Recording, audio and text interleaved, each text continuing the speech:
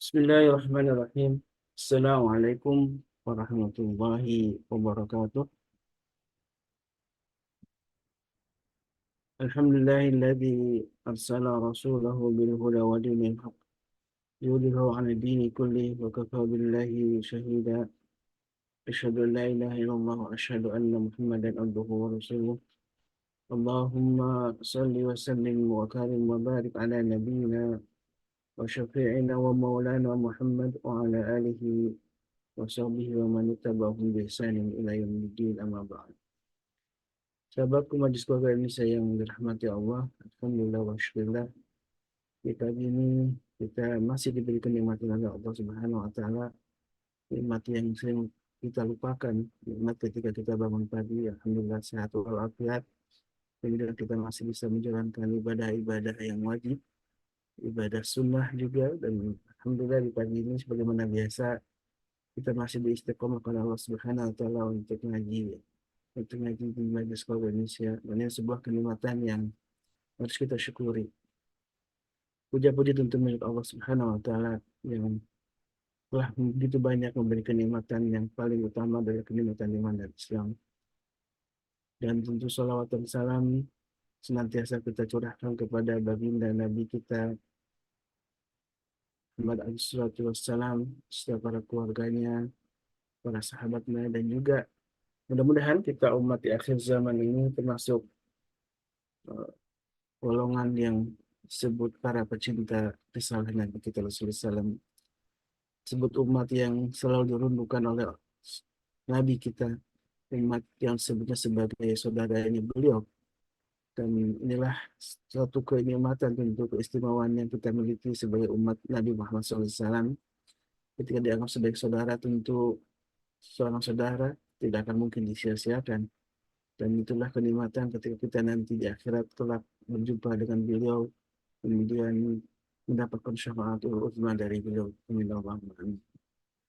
Sahabatku yang dimuliakan Allah, di pagi ini alhamdulillah kita kembali berjumpa untuk mengangkat sebuah tema penting tentang bagaimana Rasulullah SAW telah memberikan teladan yang banyak kepada kita semua, dan teladan salah satunya adalah tentang keluarga.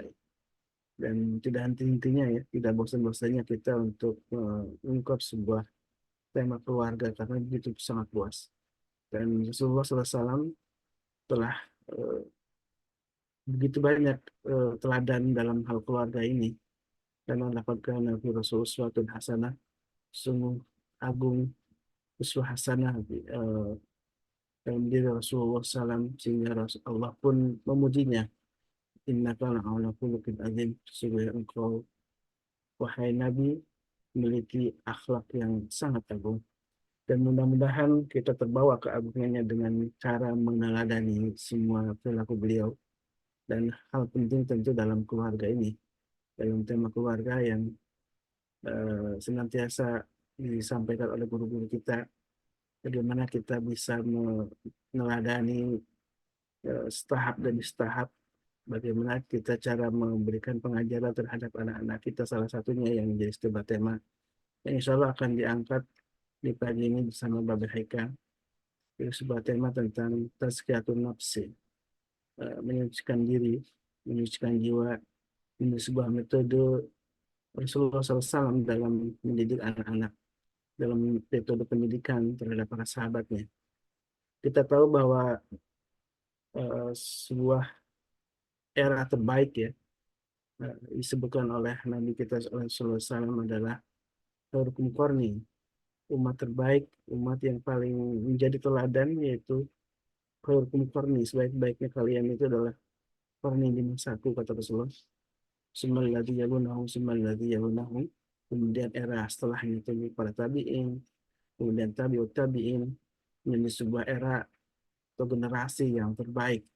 Dan itu disebut dengan Galatus Salafus Soleh, yang ketika kita mencoba untuk meneladaninya tentu harus dengan panduan ilmu, dan ilmu inilah yang dari hari ke hari itu ya sudah hampir setahun lebih kita meneladaninya, mempelajarinya dari para guru kita, ilmu tentang bagaimana Rasulullah SAW mengajarkan banyak hal tentang, salah satunya tentang keluarga tentunya. Dan kalau kita lihat dari hari Senin Selasa, misalkan kita mencoba untuk mengangkat secara spesifik tentang kasus-kasus ya, malah Bapak Haikal senang sekali untuk mengangkat tema tentang yang bersifat kasuistik ya, eh, tema keluarga. Kemudian di hari Rabu Kamis, tentu panduannya lebih detail lagi karena tentang Asmaul Husna itu adalah menanamkan fondasi tauhid ya. Kemudian di hari Rabu Kamisnya itu lebih ke aplikasi, yaitu buku tafsir tadi, yang alhamdulillah kita sudah mengangkat tema-tema yang sangat penting, salah satunya dalam kitab Hisnul Muslim. Bagaimana Rasulullah mengajarkan hal-hal penting yang paling utama, eh, tentang sholat salah satunya. Dan itulah yang sudah kita dapatkan ya, pengajaran dari guru-guru kita. Apalagi di malam hari kita juga mendapatkan sebuah pengajaran sangat penting dari guru kita, Tuan Guru Suparman, tentang ruqyah, tentang tadabbur Quran, tadabbur ayat-ayat Allah.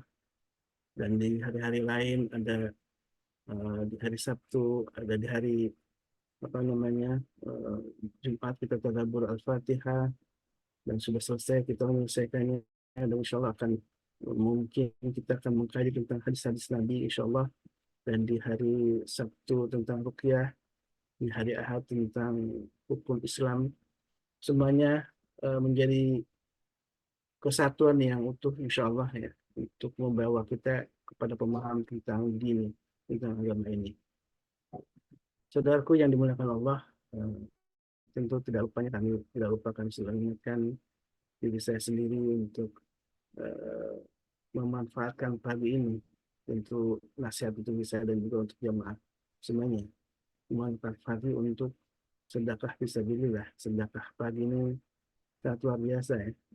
Dan ketika kita istiqamah menjalankannya walaupun sedikit demi sedikit, disebutkan dalam sabda Nabi sing 30% untuk mengungkapkan sebuah hadis sahih ini, bahwa amal yang paling dicintai oleh Allah Subhanahu wa taala, min ahabul a'mali Allah kedua muhawa inqalla, yaitu keistiqomahannya walaupun sedikit. Mudah-mudahan kita termasuk orang-orang yang istiqomah ya, eh, bersedekah, istiqomah dalam amal kebajikan gitu ya. Dan ketika rutin dilakukan, mudah-mudahan menjadi sebuah jalan untuk mendapatkan keridhaan Allah Subhanahu wa taala. Dan tentu saya ingin menyapa dulu nih saudara kita Ustaz Selo Ronald. Gimana kabarnya Ustaz? Alhamdulillah, Setkalis Afwan lagi chattingan sama Ustadz Dodi ini. Masya Allah, Masya Allah. Mau bikin iklan. Saya minta Ustadz Dodi bikin iklan soal garam. Tuan Guru bikin iklan buku tadabur, sama Ustadz Sahal bikin iklan untuk apa Sahal Mix. Itu sih lagi chatting nih, lagi lucu-lucuan jam segini emang. Masya Allah, Waduh. tabarakallah. Wah, pagi-pagi sudah dapat kebahagiaan nih Iya, Masya Allah. Masya ngobrol dengan para guru ya. Dan, dan Alhamdulillah, wasyukurillah, tentu ini kenikmatan ya bisa ngobrol di pagi hari dengan, dan obrolannya tentu bukan obrolan yang biasa karena ini tiap pagi kita dapat pengajaran yang penting dari guru-guru kita. Eh, dan ini tema tentang keluarga sudah berulang kali diulas, tapi seringkali kita lupa ya, tentang bagaimana Rasulullah membuat sebuah pengajaran atau metode mendidik anak-anak terbaiknya ya. Generasi sahabat ini kan adalah anak-anak beliau, anak-anak ideologis beliau, yang kemudian lahirlah sebuah generasi terbaik yang sudah kita pahami dalam sejarah, berhasil menguasai 2/3 bumi ini ya, karena istiqomahan atau kekokohan iman dari para sahabat Nabi Shallallahu Alaihi Wasallam. Dan yang uniknya memang Rasulullah ini ketika mengajar para sahabatnya itu tahap demi tahap ya. Tidak langsung, Bunda Aisyah radhiyallahu anha menyampaikan dalam sebuah hadis, andaikan Al-Quran itu turun dengan langsung ayat-ayat tentang apa namanya syariat gitu ya, misalkan jangan berzina, jangan minum khamar, tentu sangat sulit tuh bangsa Arab yang sudah terbiasa dengan eh, apa namanya konsumsi khamar ini kemudian bisa jadi orang-orang beriman gitu ya. Tapi Rasulullah kemudian mengajarkan tentang bagaimana beriman kepada Allah lebih dulu, bagaimana kita harus mengimani tentang hari akhir misalkan. Dan itu sebuah metode sesungguhnya yang disampaikan oleh Rasulullah SAW, sebuah tahapan-tahapan dalam mendidik. Dan sesungguhnya itulah yang juga kita harus lakukan kepada anak-anak kita, mengajarkan bagaimana tema tauhid itu menjadi sebuah tema awal, menjadi alas dalam semua pengajaran kita terhadap anak-anak kita. Karena seringkali kita terjerembab dia dengan sebuah paksaan syariat gitu ya, yang sangat ketat, tapi tanpa tanpa mengawalinya dengan sebuah fondasi iman. Dan fondasi iman ini sangat penting karena mana mungkin misalkan anak-anak kita mau menjalankan syariat itu ketika tidak ada motivasi iman, dan itulah motivasi paling agung dalam semua eh, pengamalan syariat ini. Jadi kata Bunda Aisyah, begitulah ketika syariat ini tidak di awal pada pengajaran Rasulullah, karena Rasulullah tahu ketika perintah apa namanya larangan-larangan itu lebih dulu dalam pengajaran Islam, maka akan pada lari semua gitu ya. Maka ud'u ila sabil rabbika bil hikmah wal mau'izatil hasanah. Masya Allah, tabarakallah, Bapak sudah hadir di tengah-tengah kita. Assalamualaikum, Beh. Belum open mic, Beh. Masih mute. Waalaikumsalam warahmatullahi wabarakatuh. Masya Allah, tabarakallah. Sehat, Beh? Alhamdulillah, summa alhamdulillah wa syukurillah. Apa kabar Masya Allah. teman-teman, sahabat-sahabat semua yang dimuliakan Allah? Senang sekali nih kembali berjumpa dengan Babe dalam kajian ilmu di tiap hari Senin Selasa ini, Beh. Nah, Dan Masya Allah, alhamdulillah. PR-nya masih banyak nih, Beh, tentang keluarga ini. Dan Iya, tidak bosan-bosannya kita ngangkat tentang keluarga ini, dan lanjutan karena kita sudah ngangkat tema menjadi guru, kemudian sudah ngangkat tentang kurikulum, terus caranya bagaimana. Nah, ini insya Allah akan coba di-sharing oleh Babe, bagaimana cara Rasulullah sih mengajarkan para sahabat Nabi itu sehingga mereka menjadi manusia yang unggul. Nah, ini kan harapannya kita the best, anak-anak kita ya, termasuk betul. manusia unggul. Tentu harus ada biasan dari cara Rasulullah. Kalau enggak, wah kita repot nyari metode dari mana itu deh. Nah, Insya nah, Allah. yang terjadi Tapi pada Babe, masa Masykur. itu adalah memang situasi yang sangat terbaik di zaman yang terbaik yang dilakukan oleh orang-orang terbaik. Nggak ada lagi contoh selain mereka.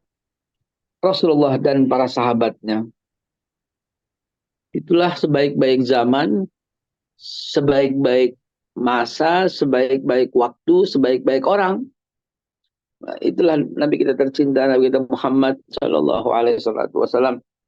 Mudah-mudahan kita semua menjadi orang yang dirindu oleh Nabi. Amin ya Allah ya Rabbal Alamin. Amin. Menjadi orang yang merindukan Nabi biasa, tapi menjadi orang yang dirindu oleh Nabi itu baru luar biasa. Ya, target kita menjadi orang yang dirindu oleh Rasulullah. Di antara orang-orang yang dirindu oleh Rasulullah adalah orang yang mencintai Rasulullah Shallallahu Alaihi Wasallam, mengikuti sunnah-sunnah Nabi Muhammad Shallallahu Alaihi Wasallam, dan jadilah kita bagian daripada itu. Amin ya Allah ya Rabbal Alamin. Hadirin sahabat yang dimuliakan Allah Subhanahu Wa Taala, dalam kesempatan ini izinkan saya memulai dengan mengucap Bismillahirrahmanirrahim. Assalamualaikum warahmatullahi wabarakatuh. Innal hamdalillah wa syukurillah Waalaikumsalam. ala ni'matillah wassalatu wassalamu ala Rasulillah Sayyidina Muhammad ibn Abdullah wa ala alihi wa sahbihi wa azwajihi wa zuriyatihi wa ashabihi wa ummati Muhammad sallallahu alaihi wasallam. Amma ba'd. Hadirin, berbicara soal pendidikan, inilah yang terpenting saat ini.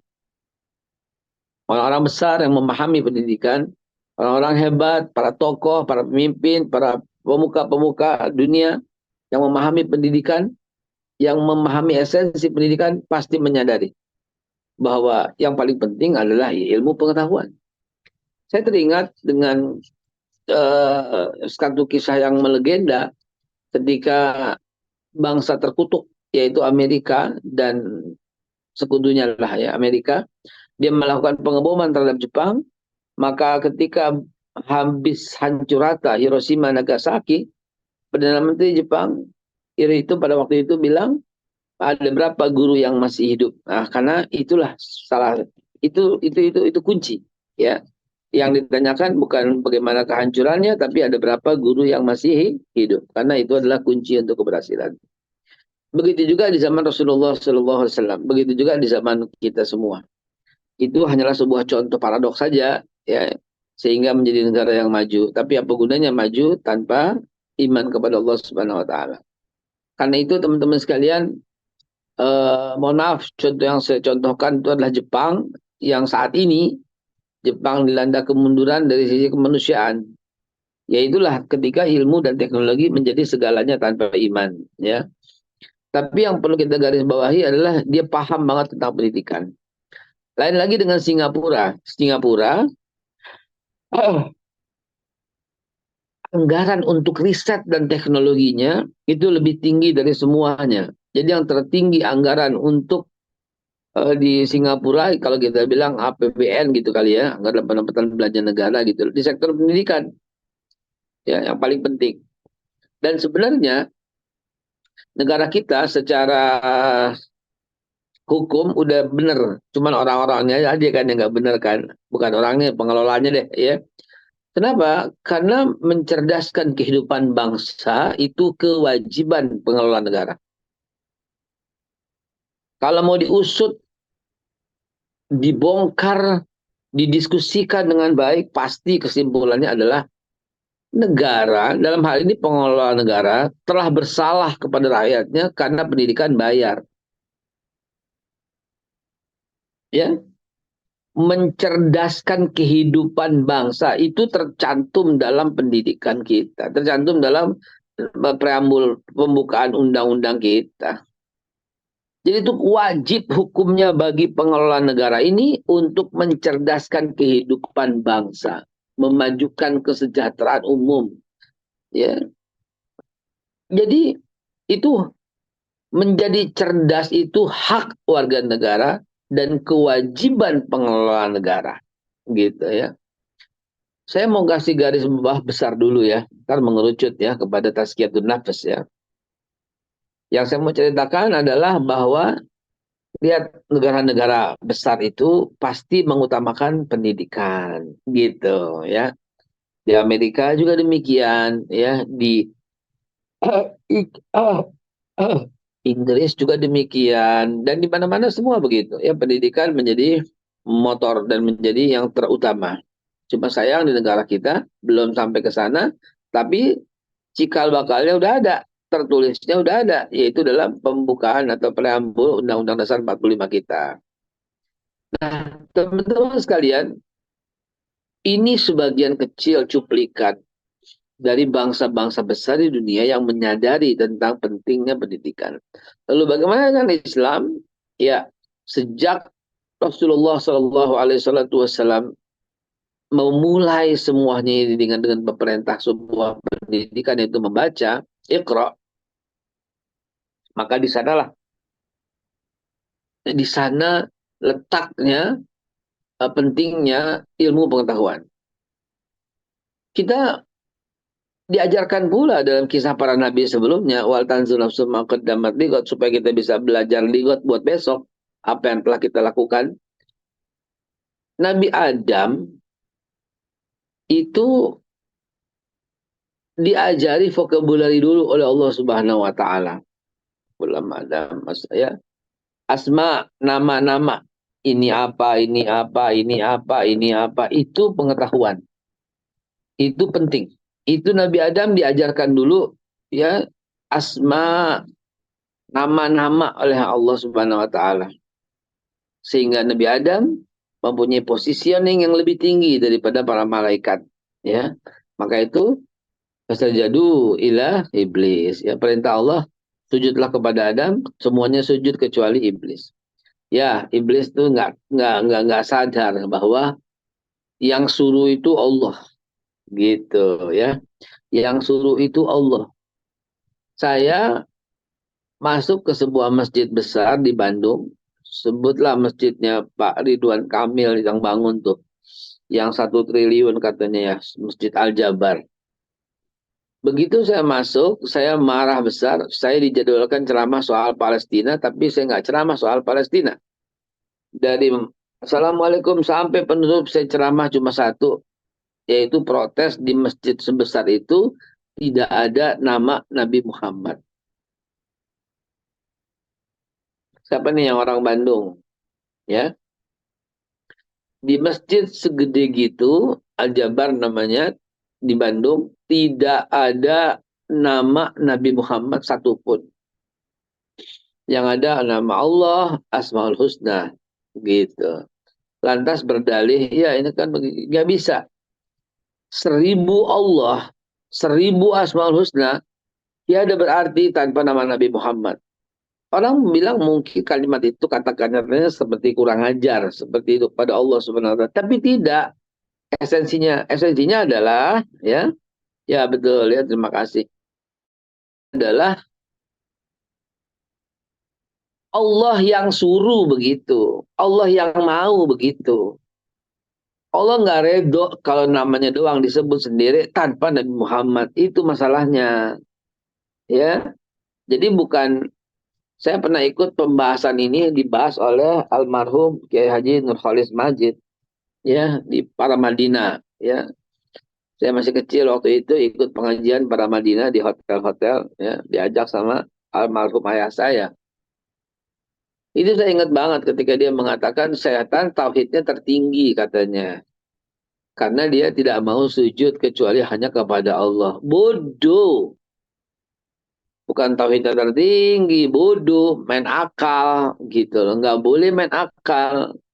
Allah yang suruh sujud, ya sujud. Ya, Allah yang suruh, titik, titik. Begitu juga Nabi Muhammad Shallallahu Alaihi Wasallam. Allah ditulis di mana-mana tanpa Nabi Muhammad. Allah ini nggak redho, bagaimana? Gitu. Jadi Allah masih berdampingan dengan kekasih Allahnya yang sejati, Nabi kita Muhammad Shallallahu Alaihi Wasallam. Balik lagi kepada ini. Nah, begitu yang terjadi pada masa Nabi Adam Alaihi Wasallam. Ya, in kuntum tuhibbunallah fattabi'uni. Ya, artinya Allah Subhanahu Wa Taala memberikan jalan, satu-satunya jalur untuk kembali kepada Allah adalah Nabi Muhammad. Satu-satunya pintu untuk memahami Allah adalah Nabi Muhammad. Satu-satunya. Nggak ada yang dua. Satu-satunya. Maka dari sanalah kita memulai tazkiyatun nafs itu. Pendidikan itu. Dari sana kita mulai. Maka Nabi Muhammad begitu. Tadi Ustadz nyontohin Jepang, iya saya contohin.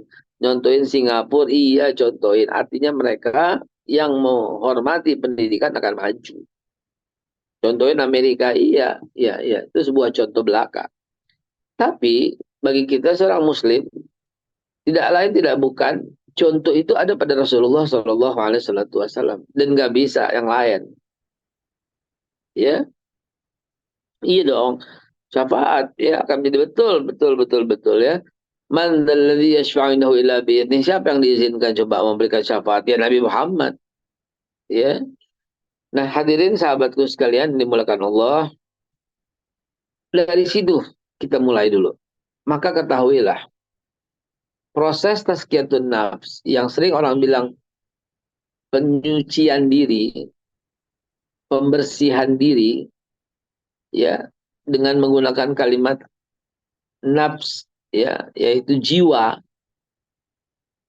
sebagaimana yang kita kenal salah satu ayat dalam Al-Quran yang sangat ngetop, bukan ngetop, bukan astagfirullah, bukan yang lain nggak ngetop, maksudnya gacuan. Nah, sering diceritakan oleh para guru, para ustadz, para pemimpin, para pembicara, yaitu Allah nggak akan rubah nasibmu kecuali kamu yang merubah dirimu sendiri, gitu kan?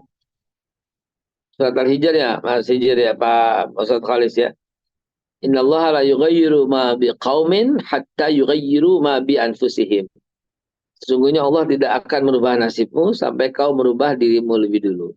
Nah, kalimat Allah tidak merubah nasibmu kecuali kamu dulu yang merubah dirimu, itu dirinya itu jiwa. Di situ disebut anfus lagi.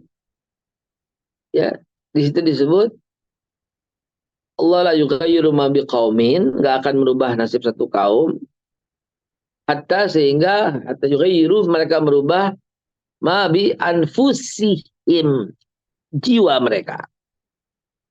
Jadi diartikan diri nggak tepat, tapi jiwa.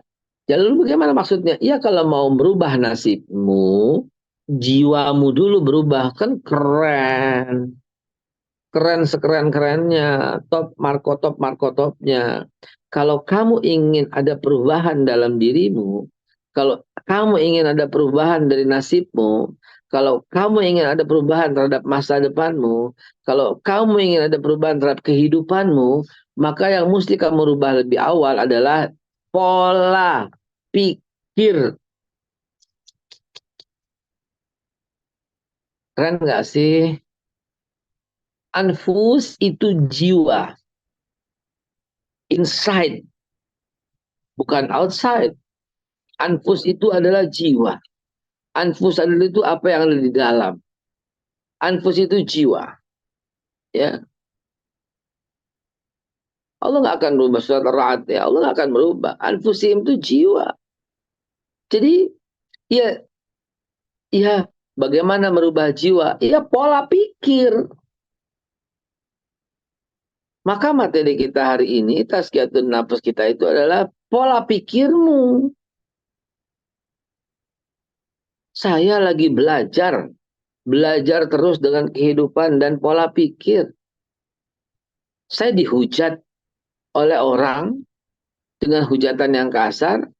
Saya berpikir, kenapa ya?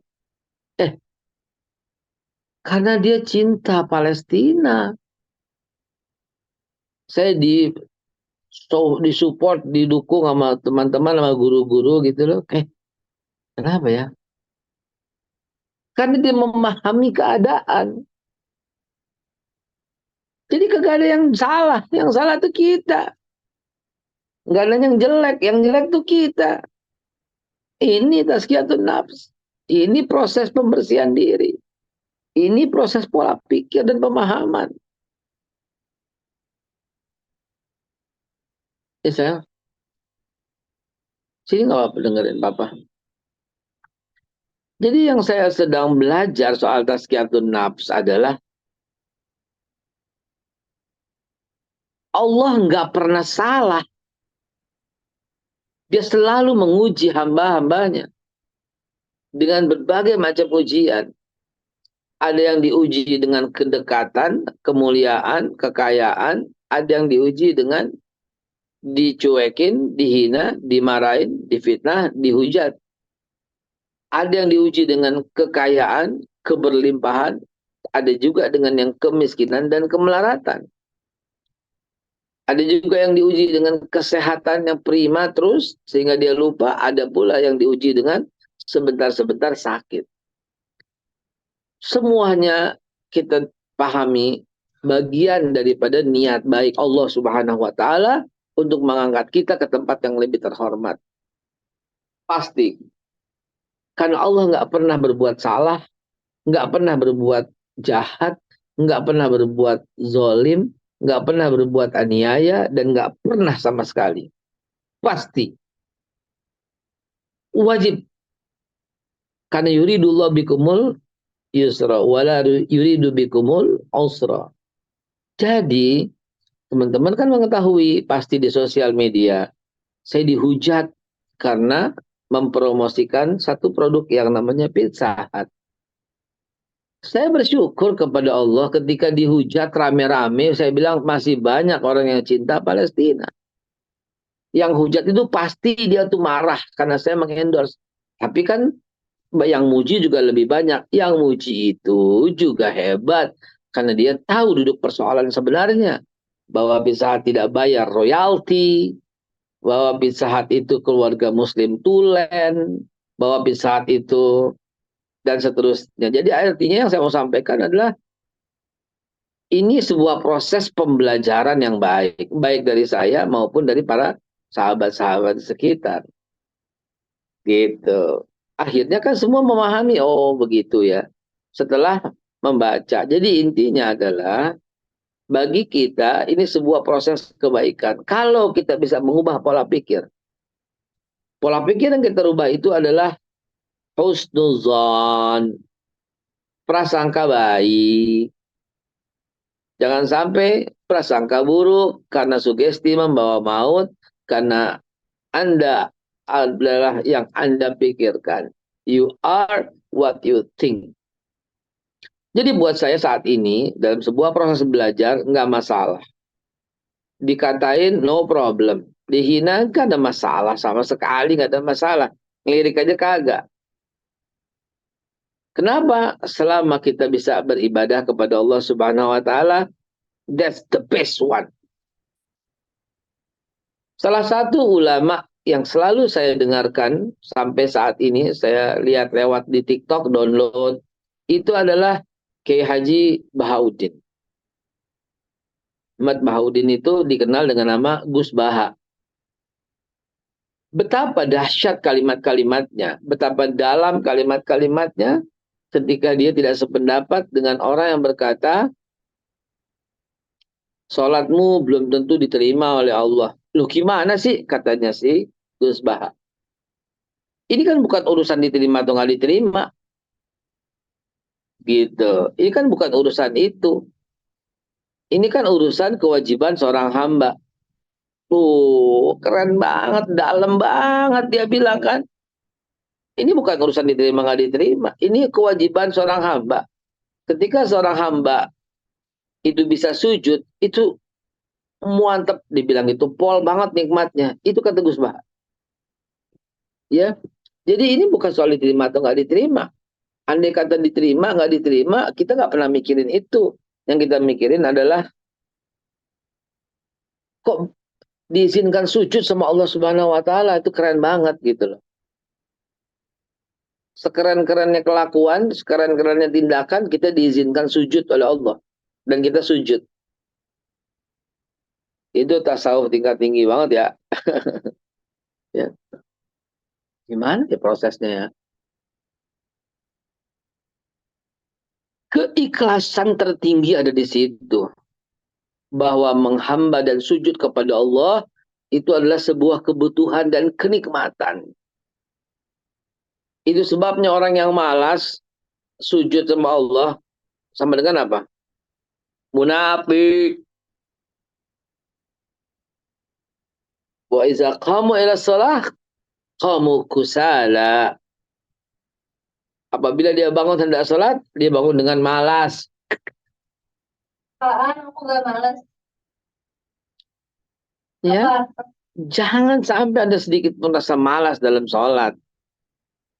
Ya, ini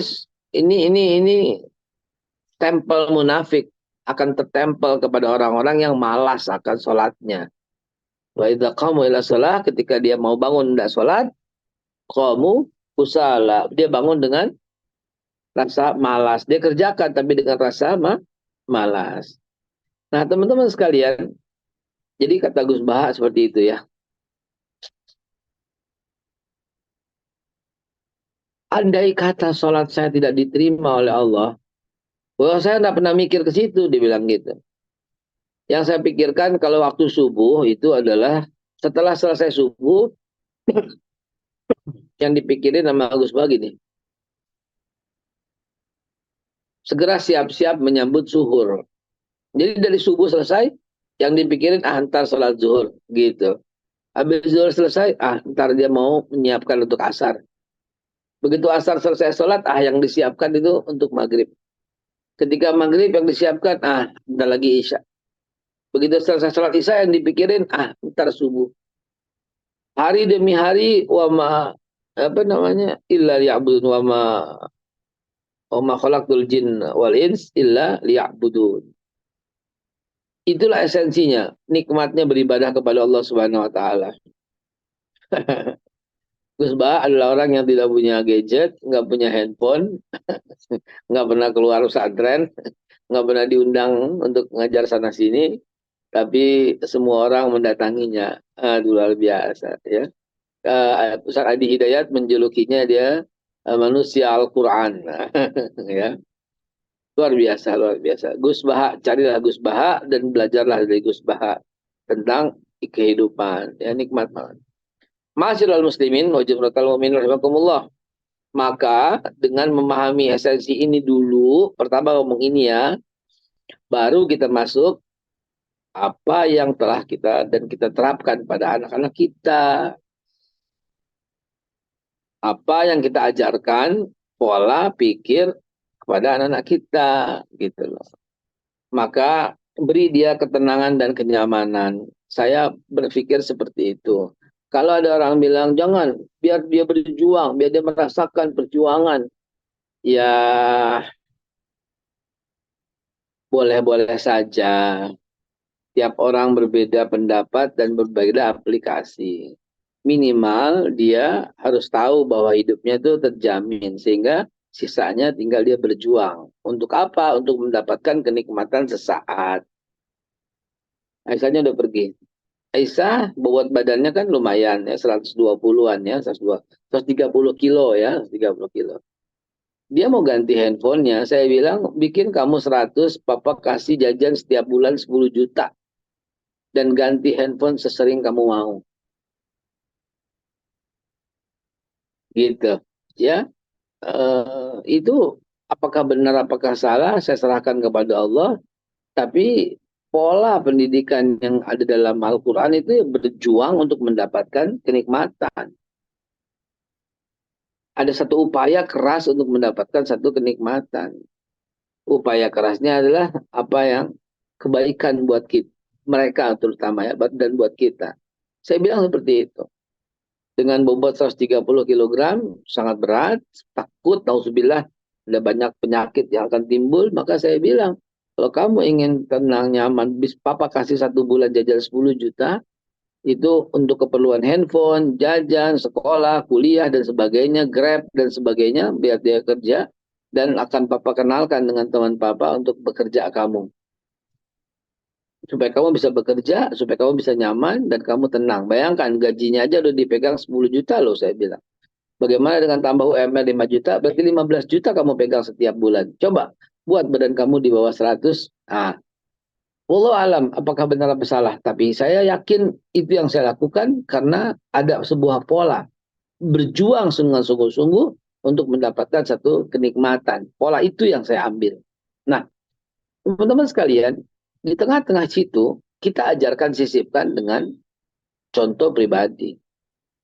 Ya, contoh pribadi yang lebih dulu melakukannya. Karena kita terdiri dari 3 jenis.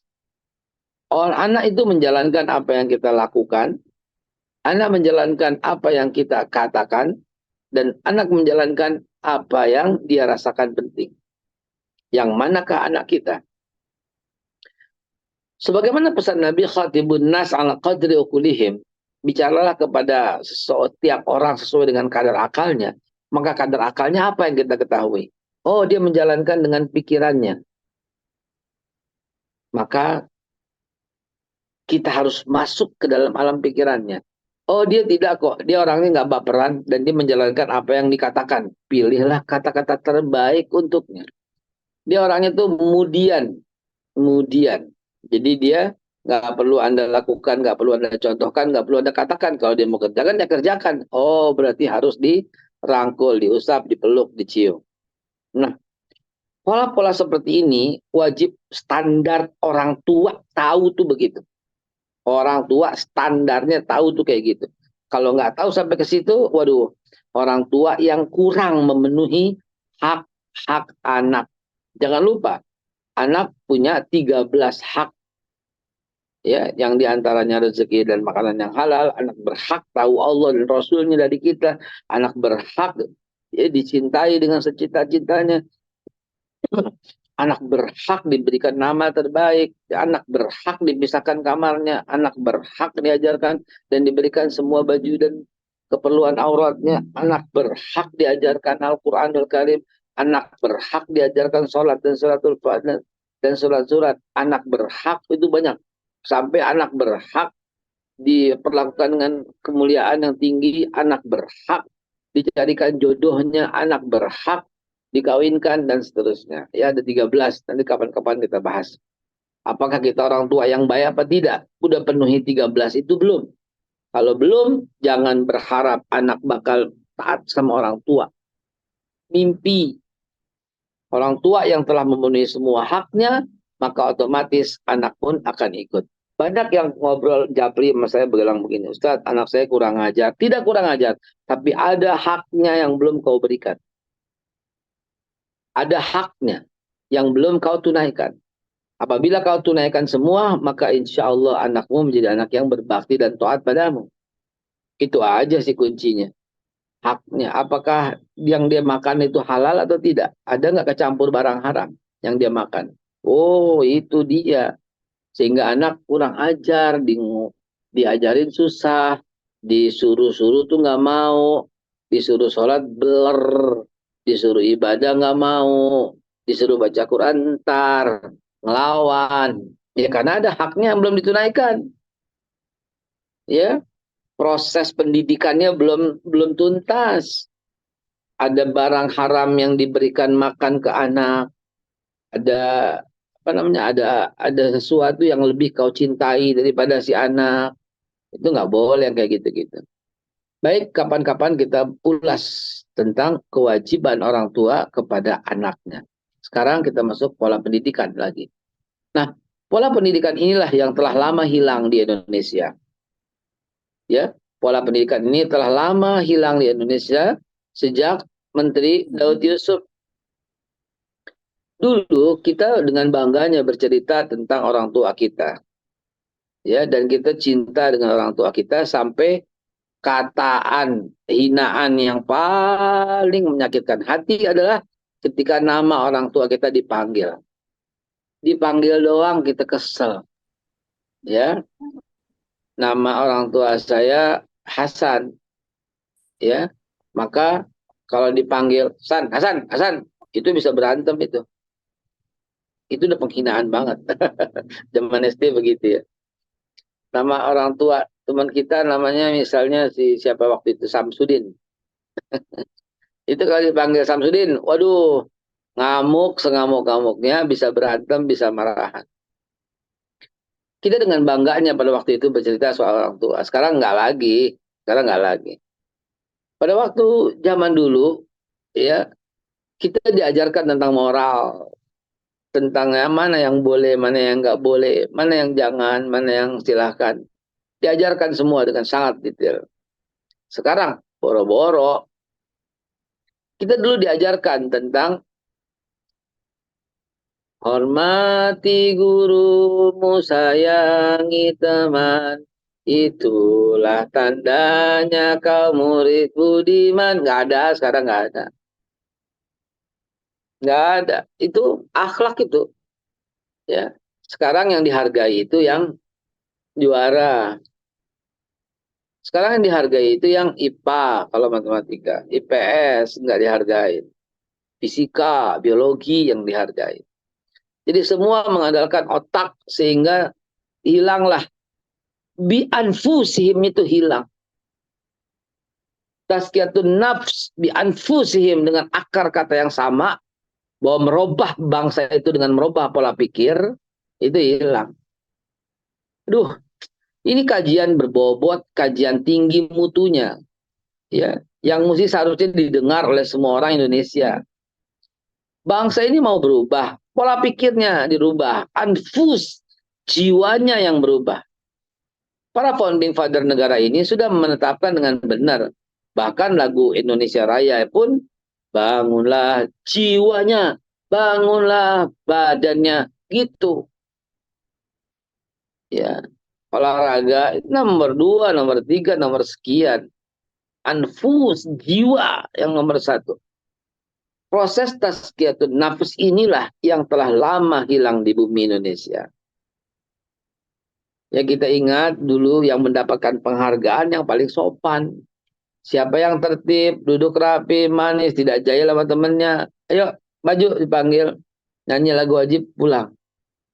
Itu membekas banget gitu loh. Berbekas banget. Kita semua yang usianya telah melewati 55 lah gitu ya, seperti saya, itu Ya, yang di atas 50 juga merasakan mungkin betapa dulu kita diajarkan tentang perubahan pola pikir, akhlak yang tinggi sebagai basic untuk menjadi manusia yang paripurna. Bukan ilmu pengetahuan semata, bukan pendidikan fisika kimia, bukan. Ya, dan angka stunting kita, kekurangan gizi, kekurangan mutu, kekurangan pola, kekurangan daya itu hampir-hampir menjadi tertinggi. Dan ini bahaya, ya. Maka dari itu Bapak Ibu sekalian, yuk ambil bagian dari orang yang telah menyadari esensi daripada anfusihim. 6.15 kita buka forum saya jawab selama 10 menit ke depan sebelum kita tutup, saya persilahkan. Tafadhal. Masya Allah, tabarakallah. Ini menjadi inspirasi yang sangat menarik ya, Be. Di pagi ini kita disadarkan kembali oleh Babe tentang betapa pentingnya pendidikan dan bagaimana kita memperlakukan anak-anak kita sesuai dengan khotibu, sesuai dengan akalnya, Be ya. Jadi Nah, khotibu apa namanya? Auladakum ya. Jadi ya, ajaklah anak kita betul. ini dengan sesuai dengan kadar akalnya sehingga jangan sampai menyamakan semua anak dan tidak melihat latar belakangnya ke kondisi apa namanya fisiknya dan sebagainya. Nah, Terus untuk kearifan ya, Pak ya. Dan ini ya, para ibu tentu karena setiap hari berinteraksi dengan anak-anaknya tentu ini menjadi sebuah pengalaman yang bisa di-sharing nih bersama ya. Silakan Bu Nadia nih yang dari Bandung nih, udah resign untuk Ya, bertanya atau bismillahirrahmanirrahim. Assalamualaikum, Babe. Waalaikumsalam. Waalaikumsalam warahmatullahi wabarakatuh. Ya, misalnya kita lagi sholat qobliyah subuh nih, terus anak kita nangis. Apa kita langsung batalin atau sampai beres dulu? Kan itu lebih baik dari dunia dan seisinya ya, Be. Gimana tuh, Be? Ya, baik. Yang menjadi berhak untuk segera kita batalin itu adalah orang tua, gitu ya. Anak nangis, pasti ibu tahu sebagai orang tua, tangisannya gitu, tangisan tangisan rindu atau tangisan wah, tangisan lapar atau wah, tangisan yang berbahaya. You know, sebagai mother pasti tahu. Maka saran saya, dengan pola-pola seperti ini, lanjutkan saja dulu dengan kecepatan yang tinggi.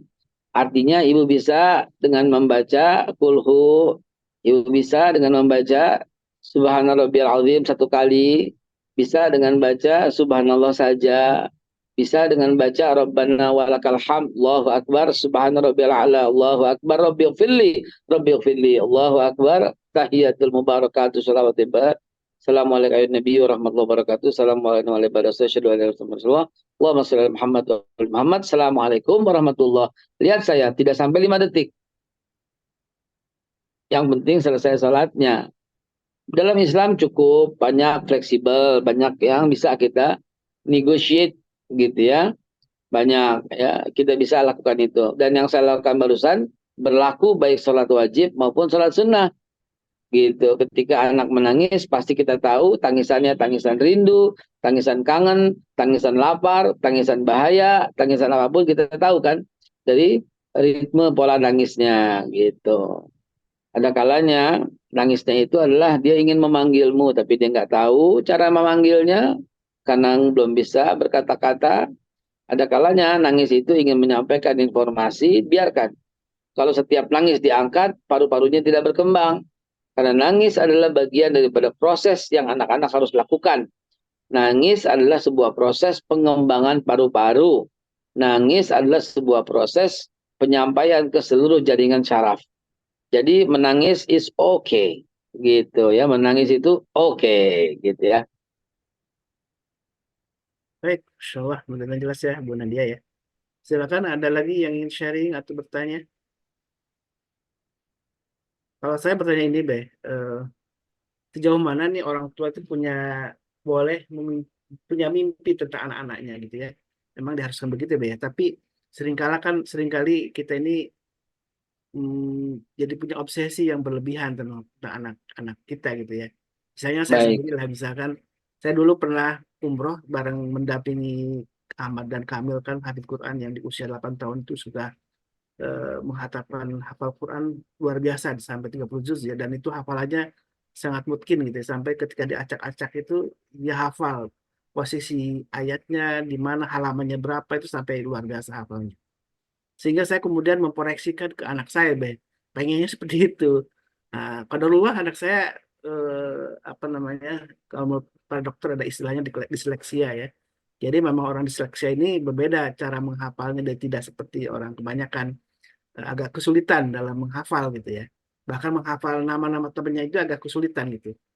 Ujian saya begitu, Nah, ini sejauh mana orang tua itu punya batasannya ketika memimpikan anaknya ini jadi apa, dan jadi apa gitu, Baik, batasannya adalah mengarahkan, bukan menentukan, apalagi memaksakan. Batasannya adalah sesuai dengan pola pikir anak ya, khatibuna salah kulim tadi. Saya juga demikian. Tadinya saya berobsesi punya anak mau hafal Al-Quran. Ternyata enggak.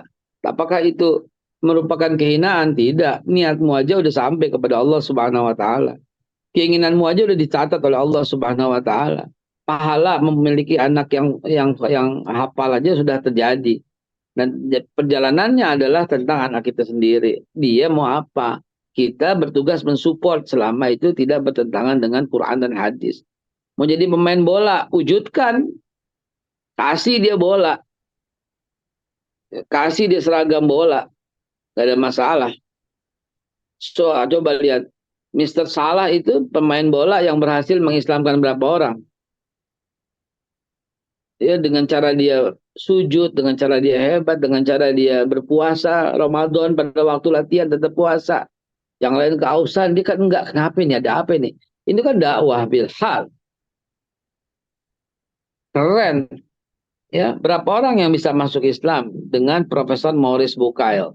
Dia belum hafal Quran, tapi dia seorang ilmuwan. Gitu. Jadi nggak ada masalah. Jangan sampai gini-gini. Hafal Quran itu dahsyat, bagus, sempurna, kamil. Tapi bukan persyaratan masuk surga. Gitu. Bukan persyaratan satu-satunya masuk surga. Gitu. Baca Quran itu, hafal Quran itu dahsyat. Saya sampai sekarang masih bercita-cita, masih bermimpi. Gitu. Karena semakin berat, maka saya membantu orang yang mau menghafal Quran dengan menyediakan pesantren gratis untuk menghafal Al-Quran. Gitu. Antum mau memiliki pahala seperti orang yang menghafal Al-Quran dalam wujud nyata nih, carilah orang yang mau masuk jadi pesantren, masukkan ke tempat saya. Sama itu. Sama. Antum telah mendapatkan pahala menghafal Al-Quran. Itu kan yang saya andelin gitu kan. Saya kepengen menjadi orang yang membuat orang menghafal Al-Quran, membantu ya dengan makan dan tempat tinggal, membantu orang yang mau menghafal Al-Quran. Buat anak-anak kita, kalau umpamanya tidak bisa, ya jangan dipaksakan. Tugas kita sebagai orang tua mensupport apa yang dia mau. Aisyah itu mau Korea, saya kursusin belajar bahasa Korea, gitu ya. Saya kursusin, silahkan kamu kursus bahasa Korea. Aku mau ke Korea, Pak. Di bawah 100 kilo badannya, baru bisa ke Korea. Naik pesawat jadi enak, bangkunya jadi begini, dan seterusnya. Saya kasih pola pikir seperti itu. Mohon doanya juga, mudah-mudahan dia bisa. Jadi begitu, Mas Khalis. Betul, yang lain silakan. Silakan Tinggal yang 5 lain. menit. Masih ada waktu nih 5 menit, udah ngasih waktu untuk kita bertanya, sharing gitu ya, tentang anak-anak kita yang setiap hari kita berinteraksi dengan mereka. Kesulitan-kesulitan yang kita hadapi tentu jadi ujian, dan ini sebuah pahala ya, ya. Ada apapun kesulitan yang kita hadapi ketika mendidik anak, itu menjadi sebuah pahala kita, dan jangan dijadikan sebagai sebuah kesulitan sesungguhnya, ya, tapi jadikan sebagai ladang amal. Betul, cuman saya melihat ini trennya ini, saya bicara sendirian aja ini, nggak ada yang komunikatif ini, nggak ada yang kelihatan gambarnya, nggak ada yang kelihatan live. Hanya saya dengan Mas Khalis saja nih yang live. Yang lainnya saya lihat belum ada. Alangkah bagusnya kalau ini dibuka, jadi kita tuh berinteraktif. Interaksinya tuh ada, saling ngobrol, saling tatap, saling dadah gitu. Itu kan Masya Zoom Allah. kan kayak gitu kan enaknya, bukan bukan blank. Saya lihat ini semuanya gambar-gambar kepala-kepala doang ini. Bu Nini, Ya, silakan sharing Bu Nini. Ah, ini Bu Nini nih. pun ini juga saya kira juga gambar, tapi hidup ternyata hanya foto yang dipasang gitu ya. Begitu juga yang lain. Nah, ini Kalau Bu Zulfia, Masya Abu Allah. Zulfia kan enak tuh, kita jadi Nah, ngobrol ya. Gitu. Terima kasih. Ada lagi silakan. Bu Yuria juga tuh. Biasanya paling getol dengan di meja dan membawa catatan, pulpen sama buku. Tapi sekarang nggak pernah nongol lagi Bu Yuria nih. ke Yuria. Ini Bu Yuria. Malu, Ustaz. Ya, Baba sambil di dapur, Be. Bu Yuria Kalau dikangenin gini, Mbak Bet tuh katanya dengan tulisan-tulisannya nih, catatannya. ya, sekarang jarang yang live, jarang yang kelihatan. Tapi intinya adalah kita. Nah, ini Bu Nini, Naon? silakan Bu Nini. Bu Nini Baik silakan. nih, udah ngobrol nih mau umroh nih, Be, tanggal 31 ya, Bu Nini ya. Assalamualaikum, Mbak Be. Sehat ya, Be? Assalamualaikum warahmatullahi wabarakatuh. Iya. Be, mau nanya, Be. Perihal pendidikan anak nih. Terus Ya, ini mah nanya pribadi ya, dalam artian dulu ketika saya masih muda, saya anak tuh ada yang ngasuh gitu ya. Jadi sekarang nih udah di usia 49 baru sadar ternyata memang pendidikan dini itu sangat penting gitu. Nah, sementara anak sekarang udah selesai kuliah, udah polanya terbentuk seperti itu gitu. Bagaimana caranya untuk apa namanya menjadikan apa rasa dosa kayak semacam dosa masa lalu ya, banyak waktu yang kurang untuk anak gitu, Be. iya. Caranya punya anak lagi aja.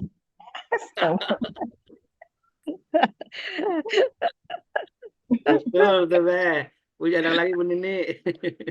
Caranya punya anak Aku lagi mau, aja. Be. Kalau kurang Aku semangat mau. ada Fortis kalau kurang semangat. Selain itu ada nggak deh selain itu, Baik. Be? Ya, jelas. Yang paling penting nomor satu adalah komunikasikan gitu. Jangan gengsi. Peluk anakmu, maafin mama. Kamu redo ya. Kamu redoin mama ya. Dulu mama berjuang cari uang untuk membesarkan kamu. Mama dulu nggak bisa berada di rumah terus karena biaya untukmu itu cukup lumayan nak sehingga mama harus berjuang bekerja keras. Maafin mama ya sayang, maafin mama. Nggak masalah, akui itu biar anakmu tuh tahu dari situ dulu. Ya saya ngomong begitu apa adanya, saya ngomong maafin papa sayang kalau salah ya gitu. Saya sering minta maaf sama anak saya, ya. Saya sering minta maaf supaya dia tahu bahwa dia juga kalau salah akan minta maaf pada saya. Ya, maafin ya, mama tuh dulu kayaknya kurang deh.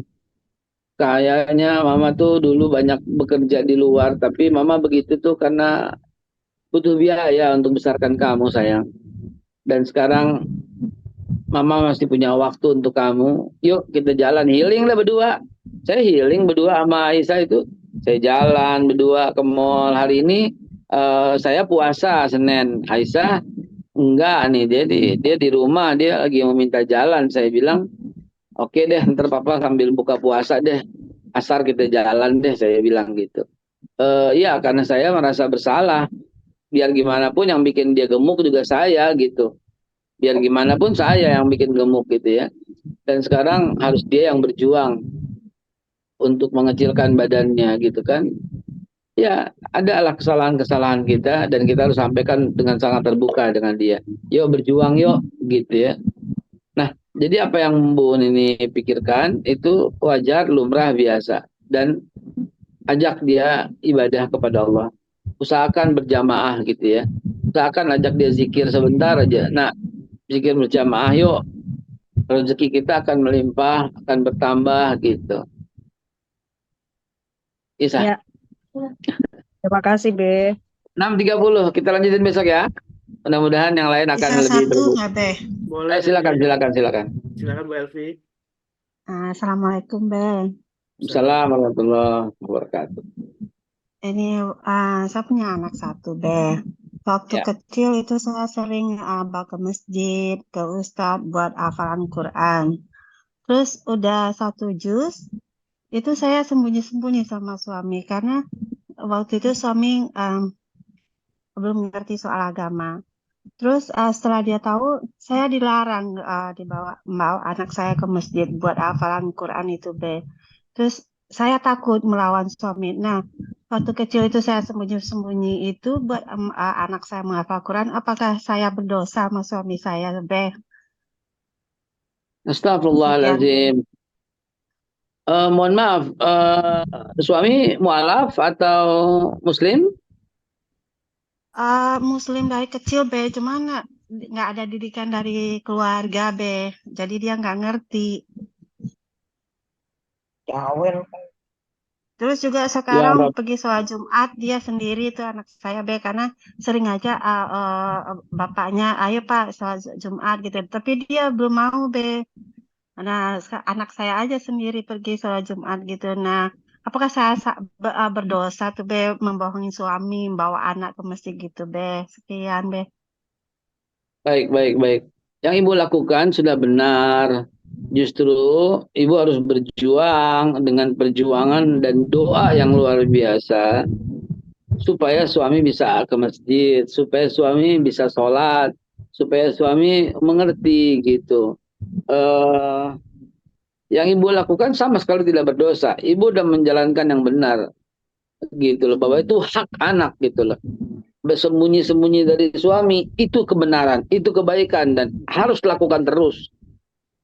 Jadi tetap taat kepada Allah tapi tidak juga membangkang. Jadi seninya di situ, masya Allah. Ibu perjuangannya dan ujiannya besar sekali. Tapi ibu adalah orang yang beruntung karena perjuangan itulah jihad ibu yang sebenarnya. Ya, lain Tapi dengan berdosa orang yang nggak udah terkenal. saya, Be? Tapi berdosa nggak saya Enggak dong. buat anak saya nggak hafalan Qurannya terputus gitu? Enggak dong. Ibu tapi tetap lanjutkan, jangan sampai terputus.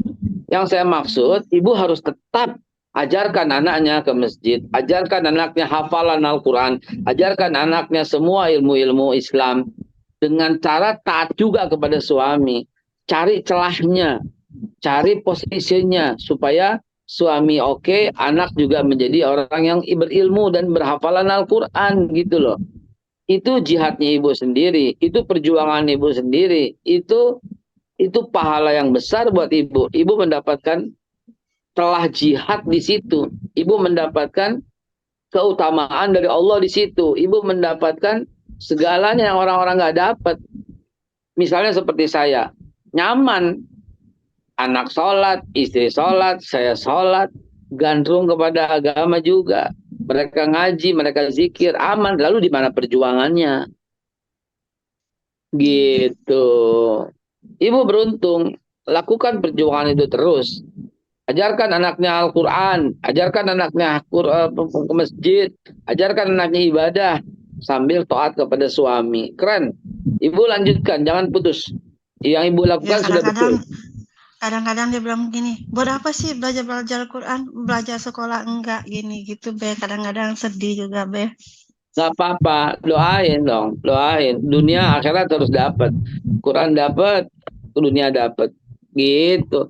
Ya, ajarkan. Dan bandingkan anaknya itu ya dengan anak yang lain ketika dia berbuat salah. Misalnya ada anak terlibat narkoba, ada anak terlibat tawuran, ada anak itu karena jauh daripada agama. Jadi ilmu pengetahuan nggak cukup, sampaikan pelan-pelan, ajarkan dia akhlak, karena akhlak yang bisa menjaga itu semua. Karena sholat yang bisa melindungi dia dari perbuatan keji dan munkar. Pelan-pelan ngajarinnya, pelan-pelan sampaikannya. Ambil momentum-momentum tertentu gitu loh. Ambil masa-masa tertentu dan jadikan contoh untuk kita lakukan. Faqaddamat lighadin, begitu. Baik, Terima mudah-mudahan kasih banyak, Be. Mudah-mudahan Allah Subhanahu wa taala ya meridhoi perjuangan dan jihad ibu di rumah tangganya ya. Wallahu a'lam bisawab. Ala haziniyah wa likulli nasallam wa hadatul nabi al-Fatihah. A'udzu Alhamdulillah. Amin ya Allah ya rabbal alamin. Hadanallahu wa ikum majma'in. Wallahumma fiq la aqwami tariq. Allahumma bihaqqil Fatihah wa bi karamatil Fatihah wa bi sirril Fatihah wa bil mu'jizil Fatihah iftah lana babal khair wa ja'alna minal khair. Ya Allah ya farijal ya kashifal gham ya Rabbana hab lana min azwajina wa dzurriyyatina qurrata a'yun bisihah wa taqwa wal kamilah waj'alna lil muttaqina imama ila sakinah mawaddah wa rahmah wal ibadah wal istiqamah ila jannah ma Allah ma Rasulullah sallallahu alaihi wasallam. Subhana rabbika rabbil izzati amma yasifun, wassalamu alal mursalin. Alhamdulillah rabbil alamin qabul. Amin. Kita ketemu lagi besok. Saya pamit. Ya, assalamualaikum. Lanjutkan Mas Khalis. Barakallahu fikum, baik, mudah-mudahan Allah berkahi Bapak Haikal ya dan bersama keluarga, dan juga doa ini untuk kita semua. Kita saling mendoakan di pagi ini yang insya Allah majlis ilmu itu adalah majlis yang Allah turunkan para malaikat untuk mengaminkan doa-doa kita, dan ini mustajabah ya waktu di majlis ilmu yang Allah turunkan rahmat. Mudah-mudahan tadi doa yang sudah disampaikan oleh Bapak Haikal Allah kabulkan. Amin. Amin. Dan silakan masing-masing tetap punya doa, punya harapan untuk keluarga. Mari kita doakan, dan juga kita doakan bagi jemaah yang sedang sakit, mungkin ada yang sedang jadi kesulitan, Allah segera yang sakit Allah segera sembuhkan, orang yang sedang kesulitan Allah segera angkat kesulitannya, Allah beri jalan keluar terbaik, karena itulah sebuah janji Allah, mayyattaqillah yaj'al makhrajan yarzuqhu min haitsu la yahtasib. Amin. Allah yang kemudian Allah memberikan jalan keluar baginya dari setiap kesulitan, dan Allah memberikan rezeki yang tidak diduga-duga. Mudah-mudahan berkahi kita, Allah turunkan rezeki yang berkah untuk kita semua. Amin Allahumma amin. Baik jamaah yang dimuliakan Allah, dan salah satu wasilah amal soleh yang kita laksanakan adalah kita dengan bersedekah tiap pagi. Mudah-mudahan ini menjadi amal yang terus kita lakukan, dan kita menjadi orang-orang yang didoakan oleh malaikat, karena malaikat berdoa, Allahumma a'ti munfiqan khalafan, ya Allah berilah kepada orang yang berinfak di pagi hari itu dengan balasan yang banyak. Baik jamaah yang dimuliakan Allah, sebelum ditutup saya ingin kembali tentang kegiatan tanggal 3 Februari ya, mudah-mudahan jamaah bisa hadir untuk mengikuti kajian khitanah masal yang rutin dilakukan oleh Majelis Quran Indonesia, dan kami ucapkan terima kasih semua kontribusi dukungan dari jamaah baik berupa doa maupun infaknya yang akan kita manfaatkan untuk berbagi dengan sesama, dan insya Allah ini menjadi kegiatan rutin yang kita lakukan oleh setiap bulan. Mudah-mudahan bisa kita lakukan, dan tidak lupa juga ada beberapa produk MKI ya yang menjadi salah satu motor untuk kegiatan dakwah ini, karena semua keuntungan dari penjualan ini akan kita manfaatkan untuk menggerakkan dakwah. Ada garam Zamira dari Ustaz Wadi Al-Jambari, dan juga ada parfum Sahamisk ya, dan itu juga dari Ustaz Al-Ghafari. Semuanya adalah kita dedikasikan untuk kebaikan, untuk dakwah fisabilillah. Dan sebelum tutup, barangkali Bu Ninik ada yang disampaikan? Baik, terima kasih Ustaz Khalis. Alhamdulillah untuk kegiatan